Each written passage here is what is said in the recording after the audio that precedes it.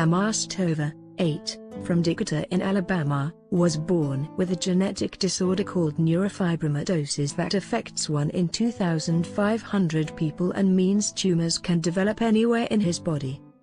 By the age of 4, Amar had to be fitted with a permanent track tube because the tumors grew into his throat and risked choking him to death. The growths have continued to spread, leaving him blind in one eye and suffering from learning difficulties. In addition to twisting and distorting the 8-year-old's face, his swellings are nearly the size of watermelons.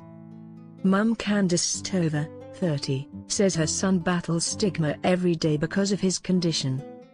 Candace, a full-time carer, said, "The size of them affects him a lot. He gets made fun of, gets stares from people whenever he goes out in public and has been called a monster. Some of the children won't play with him or say he is ugly, which makes it really hard. I don't understand why people can't just be respectful.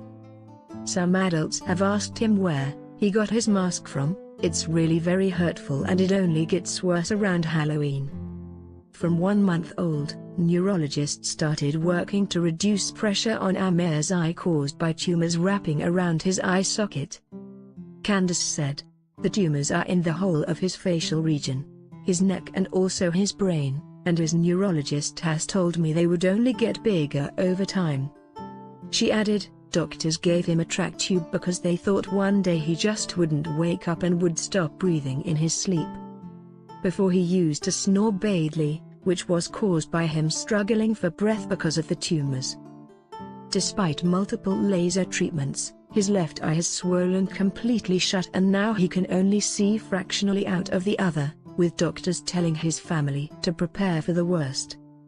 Candace said, "Doctors have recommended that I start learning Braille, so that I can teach my son because the tumors growing around his eyes and in his ear canal. They tell me he will most likely lose his sight and hearing due to his condition." The family are set for a consultation with plastic surgeons later this month to see if they can remove some of the tumorous mass around his eyes in a last-ditch bid to save his sight. Single mum Candace has now set up a crowdfunding page to help pay for her son's astronomical medical bills.